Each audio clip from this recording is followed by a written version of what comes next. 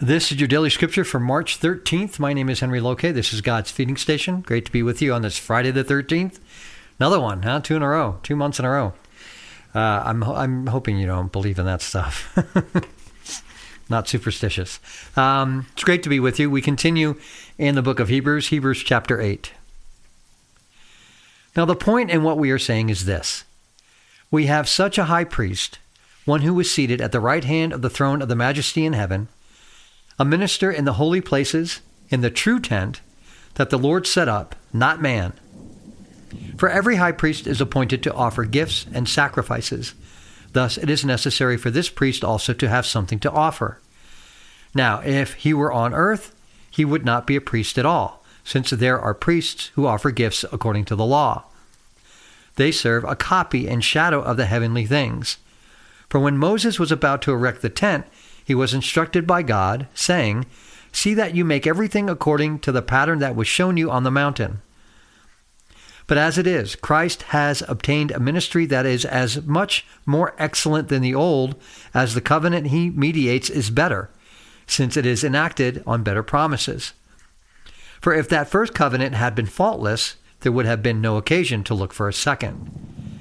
For he finds fault with them when he says, "Behold, the days are coming, declares the Lord, when I will establish a new covenant with the house of Israel and with the house of Judah, not like the covenant that I made with their fathers on the day when I took them by the hand to bring them out of the land of Egypt.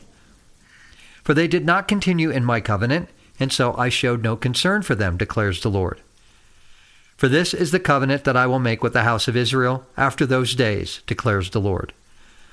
I will put my laws into their minds and write them on their hearts, and I will be their God, and they shall be my people. And they shall not teach each one his neighbor, and each one his brother, saying, Know the Lord, for they shall all know me, from the least of them to the greatest. For I will be merciful toward their iniquities, and I will remember their sins no more. In speaking of a new covenant, he makes the first one obsolete, and what is becoming obsolete and growing old is ready to vanish away. Couple of Greek things to look at, a couple of words here. An agreement, in Greek, the normal word for agreement is syntheke, which is the word for marriage, covenant, or a bond, or agreement, treaty between two states. In normal Greek, diatheke means not an agreement, but a will. So the New Testament uses that word for a covenant. So why would it use diatheke? Because syntheke describes an agreement entered into on equal terms. Right? The parties to a syntheke are on equal ground, and one can bargain with the other. But this is not the covenant and the agreement that's being talked about here in the New Testament. Hence, diatheke. God and man don't meet on equal ground. The whole approach in this new covenant comes from God. We cannot bargain with him. We can't argue about the terms. We can only accept or reject the offer. That's it. That's it. Right? It's kind of like a will, right? A will and testament kind of thing, right? The will just lays out what the dying person's wish is. The people who are mentioned in the will don't have a say in it. You can't bargain with it. It just lays it out. It is what it is. So that's what this new covenant is. It's an offer from God. We can choose to accept it, or we can reject it. Philo, the historian, said it's fitting for God to give and for a wise man to receive. Yeah, yes, it is. Yes, it is. And so this idea of a new covenant, it's not this big revolutionary thing. Right? It's already there. Go back and read Jeremiah 31, 31, and 34. It's what he quotes here. And the fact that the new covenant mentions the old, the fact that Scripture speaks of the new covenant shows that the old covenant was not satisfactory. And he says, if the old covenant would have worked, there would have never been need for a new one.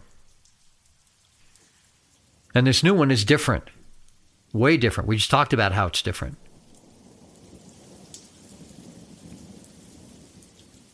The writer of Hebrews says that the old covenant is not only aging, but it's decaying, because it doesn't work in the fact that man cannot be reconciled to God. The relationship cannot be made right with the old covenant. So the covenant that Jesus brings is new and completely replaces the old.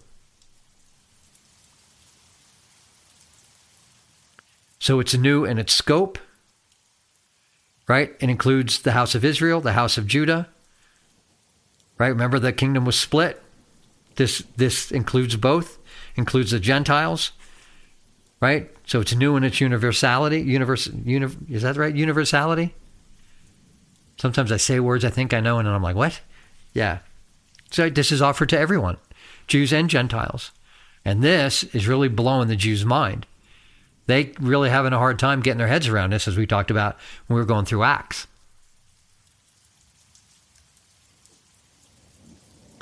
And so this thing is completely different from the old covenant. The old covenant depended upon obedience to an imposed law, right? External. The new covenant's written on men's hearts, right? Men are going to obey God not because they're afraid of him, but because they love him and because they know him and because they want a relationship with him. It's a covenant which brings forgiveness. Finally, once and for all. God says he's going to be gracious to their iniquities, forget their sins. It's all God's doing, right? It's not dependent on man's works. It's dependent on the grace of God. And so just like the priesthood, when we talked about yesterday, the whole covenant thing gets blown out of the water. It served its purpose, but now there's a new covenant, right? There's a new sheriff in town, and he's brought forgiveness for sins. He's not here to lock people up. He's here to set people free. We would do wise to accept the gift. Have a great rest of your Friday. Have a great weekend. For those who maybe might be new here, make sure, if you're wherever you're listening to, make sure you like, share, and subscribe to all these things you're listening to. Download the app, sign up, and join us. Join us on YouTube and on Rumble. Subscribe there, and get the word out. Get the word out. If you'd like to partner with us, we've been running a fundraiser on GiveSendGo. The link is in the description here. There's a web link. If you're on, it'll show up no matter where you're listening. If you look, you'll see it says GiveSendGo fundraiser. Trying to raise money for the year, so you can do that there, or you can hit the give button on the app. Either way. But thanks for being here. I know you got a lot of choices and a lot of people to pick from out in the podcast sphere. And so I just appreciate that you're here with me and with us here at God's Feeding Station. So keep praying that God continues to guide and provide. Have a wonderful, as I said, rest of your Friday. Have a great weekend. We'll talk again on Monday. Take care. Bye-bye.